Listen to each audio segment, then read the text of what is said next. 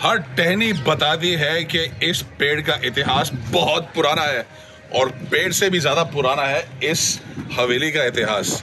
लेकिन हम आपको यहाँ हवेली दिखाने नहीं लाए, हम आपको यहाँ लाए हैं एक बहुत खास चीज दिखाने, क्योंकि only on #road tripping with R&M and history TV 18 season 3 आपको ऐसी खूबसूरत जगहें देखने को मिलेंगी जिनको समय, इतिहास, लोग शायद सब किसी हद तक भुला चुके हैं, लेकिन ये जगहें हैं उतनी ही खूबसूरत और उतनी ही ऐतिहासिक।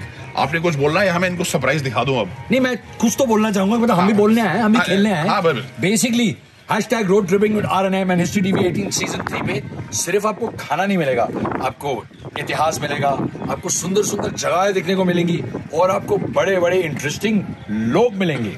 हाँ, तो चलिए शुरुआत करते हैं, क्योंकि खाना हमें बुला रहा है और टाइम हो गया है लंच का। आइए, लंच तो आपने बहुत खाए होंगे, लेकिन कभी ऐसी जगह पे खाया? देखिए देखिए,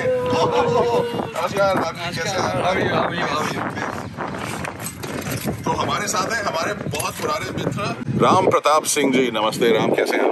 बहुत बढ़िया, आप कैसे हैं? बहुत बढ़िया, थैंक यू सो मच। आपने इतना खूबसूरत लंच लगाया, लेकिन उससे भी ज्यादा अच्छी बात कि इतनी सुंदर जगह पे लगाया। तो जिससे पहले हम लोगों को बताएं कि हम कहाँ हैं, आप हमें इस हवेली के बारे में बताइए। ये बिल्डिंग क्या है जहाँ पे हम बैठे हैं? इसका पुराना नाम इसको कुंज बोलते थे और ये फैमिली का प्राइवेट घाट था। हम लोग यमुना नदी के किनारे बैठे हुए, बटेश्वर मंदिर हमारे पीछे है।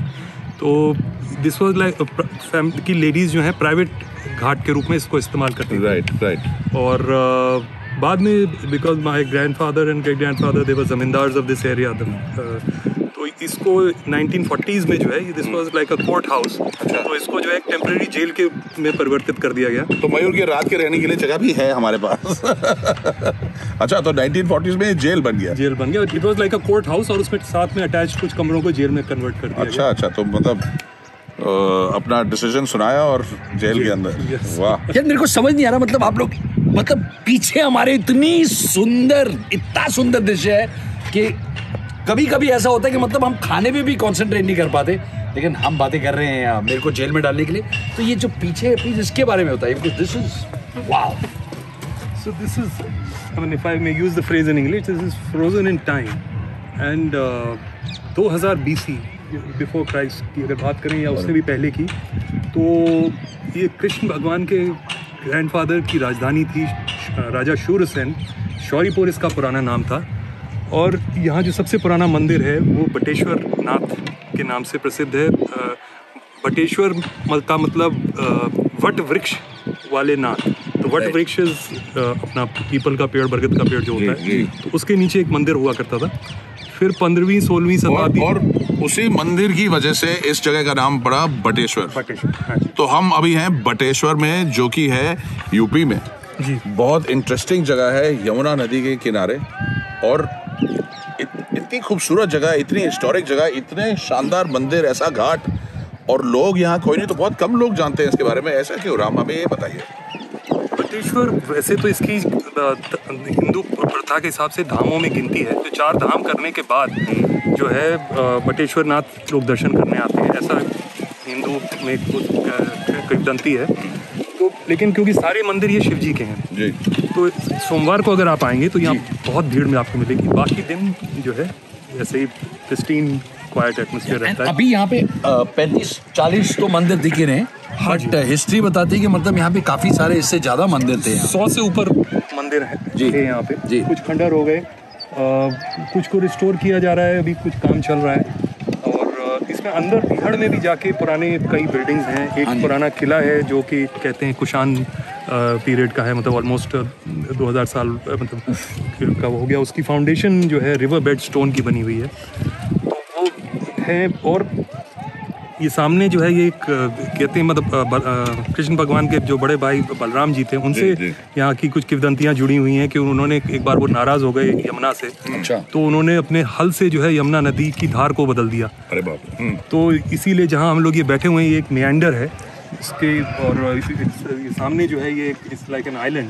हिंदुस्तानी हिस्ट्री और माइथोलॉजी जो हमारी है उसमें मुझे बलराम मेरे बहुत पसंदीदा कैरेक्टर हैं जी, क्योंकि उनको कोई कभी कुछ नहीं बोल सका और उन्होंने वही किया जो उन्हें ठीक लगा। बिल्कुल। और आज उन्हीं की वजह से, क्योंकि उन्होंने हल से नदी मोड़ दी, ये खूबसूरत स्थान यहाँ पर है, तो जो कुछ उन्होंने किया अच्छा ही किया। मतलब वो बहुत अच्छे लगते हैं, लेकिन उनसे कुछ सीख भी लो। हल चलाते थे, एक्सरसाइज करते थे, तगड़े आदमी थे, बॉडी से जान लगाते थे। ये भी है भाई साहब, कुछ तो सीख लो। हाँ, तभी तो मैं आपको यहाँ लाया हूँ खाना खाने के लिए। और देखिए आज हमारे पास खाने के लिए क्या है। हमारे पास है चीज़ और वेजिटेबल सैंडविचेस, और हमारे पास है वेजिटेरियन पुलाव। इसे कई लोग बिरयानी भी बोलते हैं, लेकिन ये है वेजिटेबल पुलाव। और ये इसलिए क्योंकि हम अभी बटेश्वर में बैठे हैं, और उसके साथ है मेरे पास अपनी गरम गरम चाय, और चाय के अंदर मैं डाल लेता हूँ अपनी थोड़ी सी हनी, इसको मीठा करने के लिए। हाँ प्लीज़ प्लीज़, तू भी डाल। तो ये जो खाना है बहुत सिंपल है। यहाँ पर वेजिटेरियन खाना आपको घाट पे मिल जाएगा। हालांकि यहाँ पे ज़्यादा खाने की जगहें हैं नहीं, लेकिन राम जो है वो इधर ही पास में ही रहते हैं। आपकी बहुत खूबसूरत जगह है यहाँ पर।